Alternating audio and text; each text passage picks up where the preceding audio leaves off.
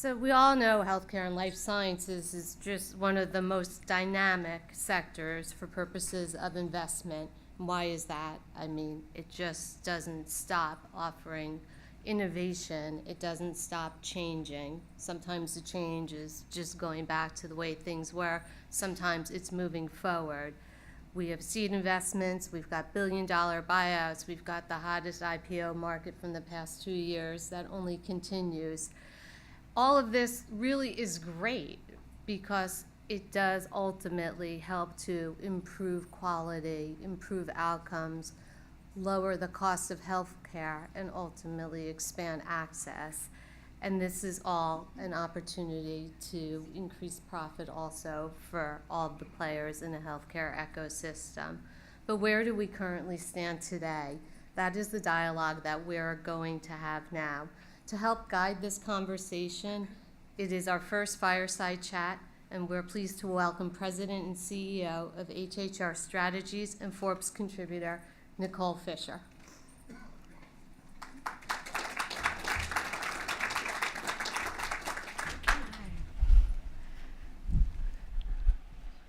Go around? Okay. Good morning. Oh, that's loud. That was really loud.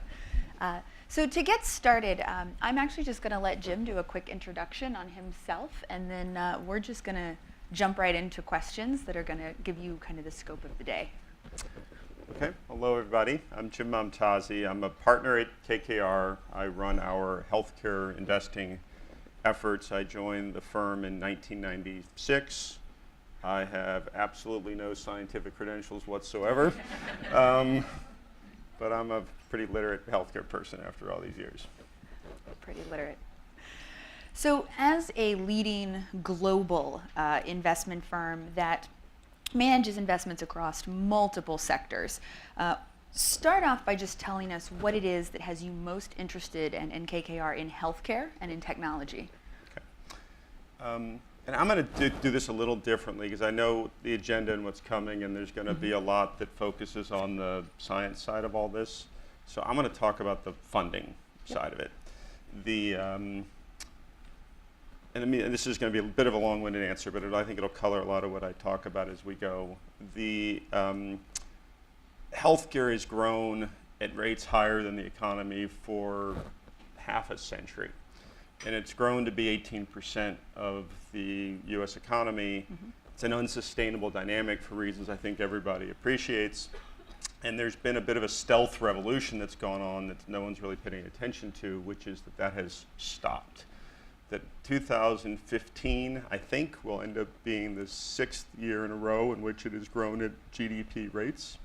It's been 18% of the economy for 6 years running, and I think that'll continue. And what's most interesting to us as investors is all the reasons why. And while and it's happened in a period which I'll probably get to, which there's been tremendous medical innovation, and we've funded all of that. A lot of those products have been commercialized, and we've done all that while we've bent the curve, which is what everyone's been talking about forever. So as investors, we can play a role in backing the companies that play a role in accomplishing that. And there's hundreds, thousands probably of different business models that impact that. And I'm not going to give you a long soliloquy, but I would lump them into patient-focused business models that deal with transparency, which deal with wellness. There are payer-focused business models in terms of fraud and abuse, in terms of different payment models. I'm just giving you tip of the iceberg examples. Provider-based models, low-cost delivery networks, also integrated delivery models with providers, or excuse me, with payers, and then technology, which would be new therapeutics and diagnostics. It would be IT. And a lot of that actually creates new costs, but a lot of it's done in a way that's very efficient in today's world. And as investors, we touch all of them, and we're excited about all of them. Okay. So then what do you see as the top 1, 2, 3 influences in medical innovation or your investing strategy right now? Yeah, I always struggle with the 1 to 3, but I'll give you a few. And part of it, which is I'll just get it out of the way, which is valuations matter to us too as investors, and I could talk for days about that. It's probably not that interesting to this audience, but one influence is obviously value. I would reference again the point I made before, which is there's a lot of interesting science going on, but if you're going to put capital at risk to back it, you then need to think through the commercial opportunity and how it's going to get reimbursed, and whether there's value there. And so we spent a lot of time thinking about the downstream 5, 10 plus years down the road with that macro view I just described, which is that money is tight and it's going to remain tight to make sure that there's a return on investment to back the innovation. I think people will always find capital to back good ideas, but you also need to think through what the market opportunity will be. And so I'd say probably the two biggest that we think about is that and value. Okay, so going with ROI and value, do you see any conflict happening with the lack of funding in early stage in healthcare in particular? And I actually think that is, I'm always one who gives views that probably are out of the mainstream, but I spoke on a lot of panels 5 years ago about how the life science venture capital model's dead and the returns have been terrible and no one's putting any capital in it. And I actually think that's changed. Okay. And what's changed is there have been a lot of exits for people at very attractive values, driven by a pretty attractive market for strategic exits and a pretty attractive IPO market. And a lot of investors, this isn't meant to be disparaging, but when they see returns, they put there's people who chase returns in that regard. That's not necessarily a bad thing, but capital has found its way to early life science investing today. That industry is being recapitalized, is the way I would describe it. We don't personally, KKR, put a lot of money into early stage ideas, which is why I spend a lot of time paying attention to what's happening there, because it impacts what happens downstream. But the amount of capital you can invest in those early stage companies is smaller than what we're trying to do. We kind of inherit those businesses, if you will, when they get a little further along. And there's a point at which they're a little lower risk and need more capital, and that's a great place for us. But I actually think I think we're in a very innovative period right now. And I'll digress just for a moment on that point, which is, at least my model in my head, is the researchers work in a very linear fashion, or at least try to, but the insights and understanding come in a very disjointed, episodic way. We're in one of those periods, I think, where our understanding of a lot of that science is at a point where we can then turn it into applications that are relevant to the marketplace. And there's a whole litany of things I could go into where that's happening. This would be immuno-oncology. This would be in all the implications of gene sequencing, and with the cost of gene sequencing coming down, which I'm sure is going to come up quite a bit later in the agenda. There's all these areas where we've been at it for decades. The applications are just coming today. And people are funding those ideas today. So I actually think that there is capital for those innovative ideas right now. Interesting, thank you. So one of the things you didn't mention, and as a health policy advisor, I can't help but think of, how do you see health reform in all of its different forms, not just the Affordable Care Act, but this reformation period that we're in, influencing your investment strategies? Yeah, and I'll start with a caveat, which is I desperately try not to get into politics because it's distracting. I think if we all sat down and talked about health policy, both parties would agree on the right answer, but when you get political rhetoric involved, you get distracted. So I'm going to divorce myself from all of that. The benefit as an investor to reform is clarity, which is, I guess, despite the one pending Supreme Court, maybe two pending legal challenges, but there's basically clarity, and that you had this period of time in which people didn't know which administration was going to be in power, and people didn't know what the reform bill was going to look like, and people didn't know if it was going to withstand legal scrutiny. But investors always covet clarity and certainty, and you kind of know the rules of the road, and it's hard to envision I'm sure there'll be a lot of rhetoric around healthcare in the election, but it's hard to envision a scenario where things change in any major fundamental way. So that's the great thing about reform, is that we kind of know what we got, whether you like it or not. You kind of know the rules of the road. In terms of what it really means, it's an immensely, the ACA and all the other ways we talk about reform, it's immensely complicated, and it goes beyond the scope of what I could comment on right now. I think the benefit of it, and I'm going to be a bit of a broken record because I'll go back to the comments I started with, are it raised people's antenna about the unsustainability of the funding mechanisms that we have in place for healthcare. Mm-hmm. So it just created awareness around the cost side of the equation. I think ironically the bill itself did very little to address that, and I think arguably worsened the problem, but that's probably about as far as I will go there because I know that people have different opinions on that. But I think it mobilized activity in the private market because it raised people's focus on the cost side of the equation. Excellent. So I'm going to switch gears just a little because we're in New York, but I know that you're in from California, and I'm from DC. And so are you guys seeing any geographic trends, whether domestic or foreign, that are changing the way you're thinking about investing?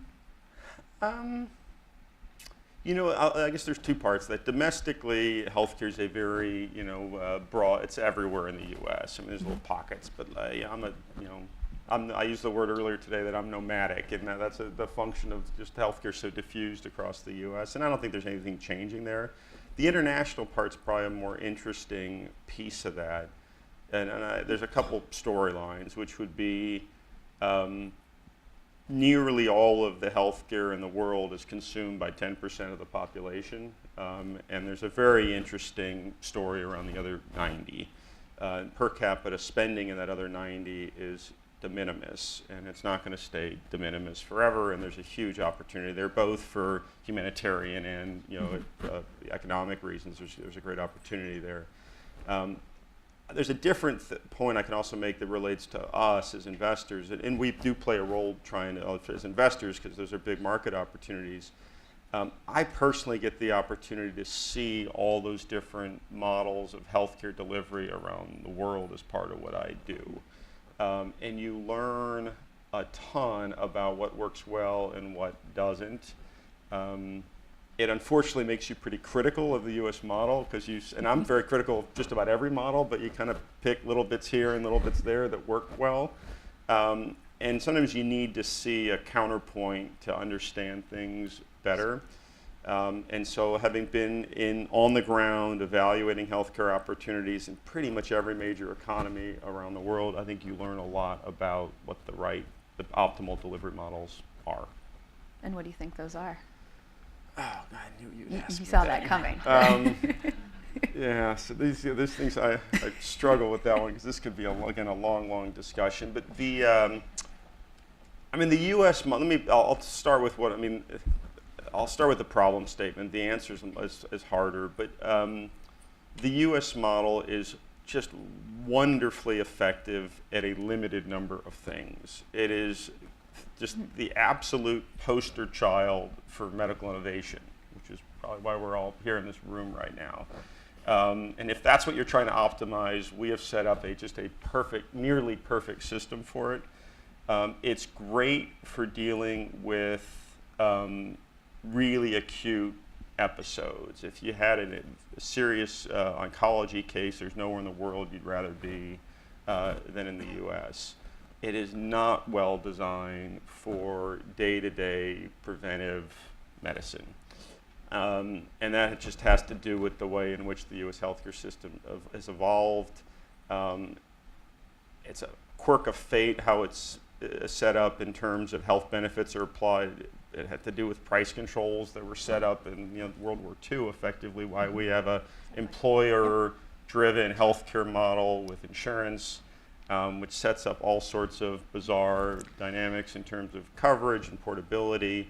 We have all sorts of constraints around wellness, which is a topic that I'll probably get to eventually. So I think there's a lot of things that you would do to change how we utilize and pay for the care in terms of just day-to-day preventive care. So I'm actually going to merge a couple of things Yep. that you just touched on. And I think you just made an excellent point that a lot of people don't often realize, which is the way our system is set up was around World War II, in which people came home and they got a job and they stayed at that job for their entire career. And so they were tied to their employer in ways that we no longer are. So how, I asked about like geographic trends. Yep. What are you seeing in terms of the gray movement? And this is global. I mean, Yeah. So I mean, obviously, people getting demographics are a huge issue in healthcare. So I gave a few points. So a 65-year-old consumes over 3 times as much healthcare in dollar terms as someone 18 to 64. There's a demographic phenomenon happening around the country, around the world. And so that is, if you want to go back, I keep going back to where I started, which is part of probably why I framed it a little bit that way. But there's just a sort of demographics is destiny kind of concept at play here, which is the pressures on the healthcare system globally are going to go up over time because of those demographic trends. That's sort of the easy part of it. The harder part then is what you do about it. I could go back, and I could go a lot of different directions here, but if you go back to the point I made about the delivery models, one of the big problems in our delivery model is the funders of healthcare generally don't take a longitudinal, long-term perspective toward the health of their beneficiaries. Because there's all these handoffs that happen over time in the delivery in the coverage. The average person's tenure at their job is short. The average person's tenure with their managed care program is short. And at some point, you hit a tipping point where you're over the age of 65 and you're covered by the government. And so if you're sitting there with a beneficiary in their 30s or 40s, and there's all these things that you might do that are going to have a payback when they're 50, 60, 70, you frankly just don't care. And that's, I think, at the core flaw in the model. And there's no real easy answer without blowing the whole model up. And I'm a realist to know that that's never going to happen. So what you do instead is you try to do little minor interventions to try to make the consumer and the patient more informed and take on some of that responsibility themselves, because no one else is going to take it on their behalf. So if you can tell us, are there a couple of specific examples within KKR that you're looking to actually drive that change?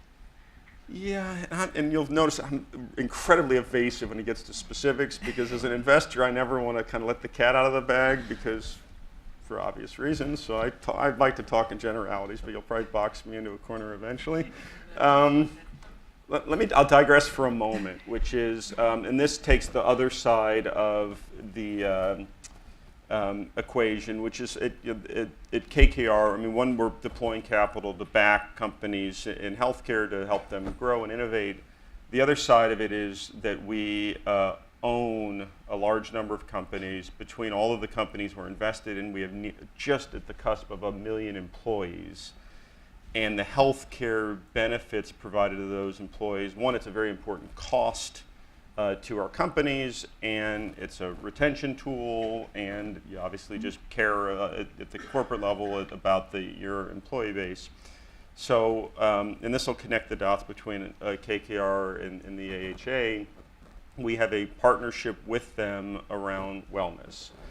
And wellness is, I think, at the core of where I was going with how do you get the patient and the consumer to take responsibility for their own health care. And it's also just sort of what gets you personally energized as an investor in healthcare, is actually thinking that maybe one of these days we'll get to the point where we're not curing disease, we're preventing disease. That's kind of what gives you the skip in your step as you go to work every morning.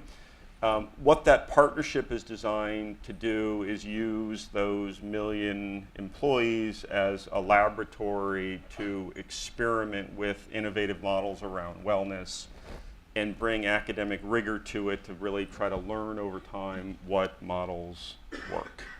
And so there's a convenient way for me not to talk about what we're doing on the investing side, but we are doing a lot of innovation on the employee side. We've left it up to the individual companies and their management teams about exactly which programs, because they depend upon the type of employee base they have, what might make sense. Some smoking's the problem, some it's obesity that's the problem. There's just different, the demographics matter to these things, and what that employee base will be receptive to matters. But we basically then will have this, again, experiment with a lot of different approaches, and then bringing clinical rigor to testing what works. So as you talk about clinical rigor, and you just mentioned academics, I can't help but ask, what shifts are you seeing in the academic world? Because whether it's research and development or their inability to scale, often NIH funding decreases. How are you navigating that tricky space? Yeah, what the relevance of it for us really is the opportunity that it provides for us to be a funding source. And there is great science going on, which I mentioned before. And there was a point in my life where I aspired to be a research scientist, so I've got that kind of itch in me too. Actually, first ever job, I'm great at digressing, but my first ever job was in the 1980s in a gene sequencing research laboratory, which actually makes some of this later agenda really fascinating for me. But so academia is really, really important. A lot of the great medical innovations come out of an academic setting. The capital needs quickly surpass the funding abilities of those academic institutions. The government has, and I think will play an important role. I just don't think of that as a growing role. Maybe it's a stable role. I think that would be the best case. And so the private sector really is the funding mechanism for that. And so I think there's a great public-private partnership model there where the private sector funds it. And I think that model is working pretty effectively, where the venture community and corporates partner with academic centers. They, whether it's a royalty structure or however it's the right mechanism is, I made this point before, but someone like KKR usually gets involved later, either late stage clinicals or on the commercialization side when it's de-risked, but the capital needs are great. I also would reference the point I made before, which is I do believe that we're at a point, and that's part of it, it's an exciting point, but there's just a lot of really interesting stuff going. Like I could rattle off the buzzwords, you'll know all of them, but the pace of medical innovation right now is just really, really rapid. And I would not have said that. I mean, these things are always ironic, which is if I'd been on this panel 10 years ago, or 5 years even ago, we'd be talking about the difficult FDA and how there's no real medical innovation going on, and is the model broken? The world changed on us. I still hear all the time that the FDA is broken. I get complaints every day. So sticking a little bit here with academics, as you talk about public-private partnerships, how, earlier you were talking about ultimately it comes down to value. Is there a difference when you're looking to the private sector versus, say, academic research and how they show value? Yeah, that's a good question. It's I mean, the one thing about someone like us or any, someone who invests capital for a living, and I made this point earlier, but we're very focused on earning a return because we're one of the, the corollary benefit of what we do is that there's medical innovation. The reason we do it at its core is to earn a return for our investors. We're providing retirements for people. That's what we do. And so we're not going to fund science for the sake of doing great science, and we're not going to fund science for the fact that it cures people. It's great that, and I'm not trying to be mean-spirited about it, it's very important that it cures people because we can earn a return for our investors, and that's what we're tasked to do. But there are pools of capital out there that are doing it purely for humanitarian reasons, and they don't care necessarily about the return on investment. We do.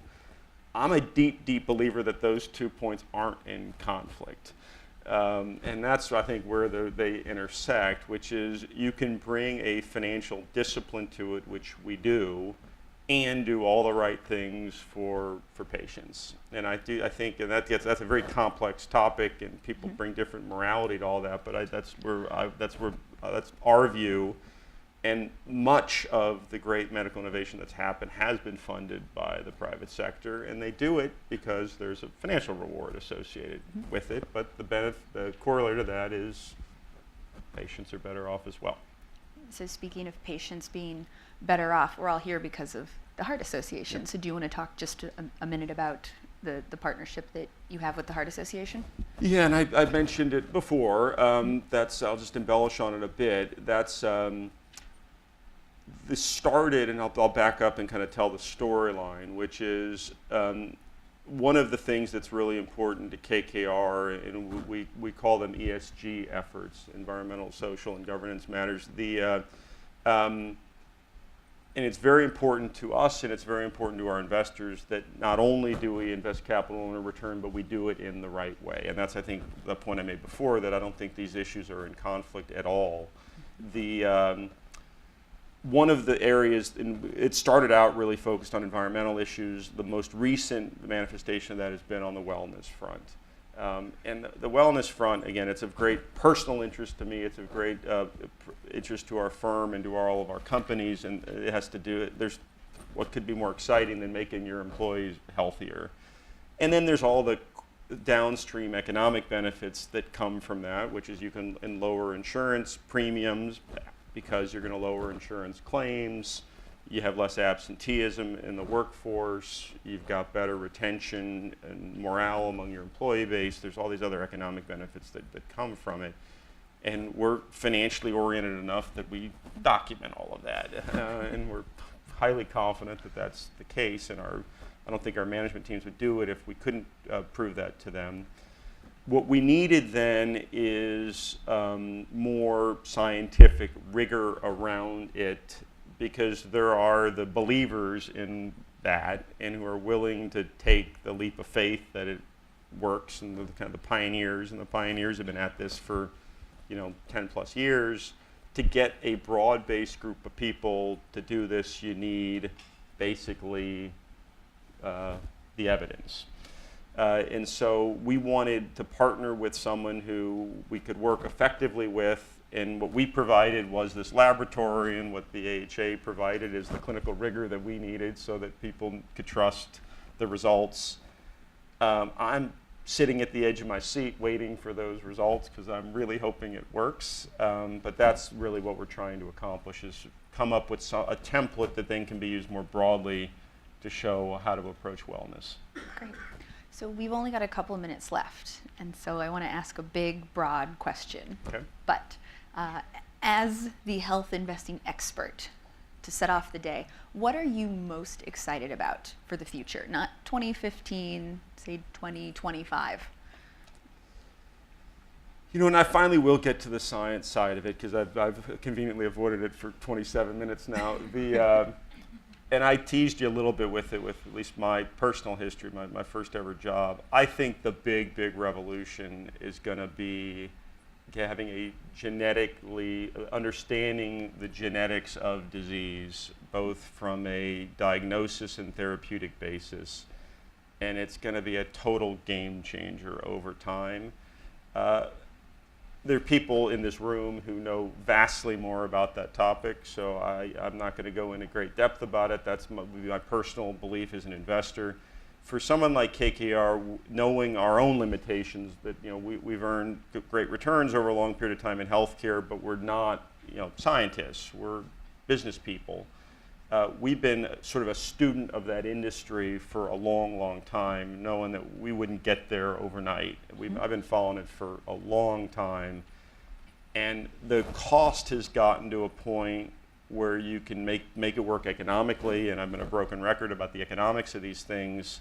And what's catching up concurrently is an understanding of what the genome really means and its implications, which I still think is in its infancy, but it's catching up, and that progress is happening very, very rapidly.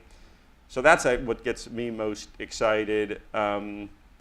And then this dream, which is maybe I'm giving you a second thought, which I've also been a bit of a broken record on, which is that we will evolve to the point where we're focused on health as opposed to focused on curing disease.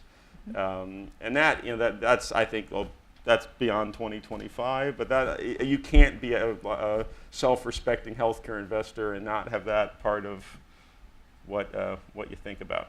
I think that's great, and it does come full circle, to talking about prevention. Ultimately, would love to get to a place where it's not sick care, it's actually health care and caring for our health. Well, thank you very much. There's a lot to look forward to today, and I think this is a great start to the morning. Okay. Well, thank you. Thank you.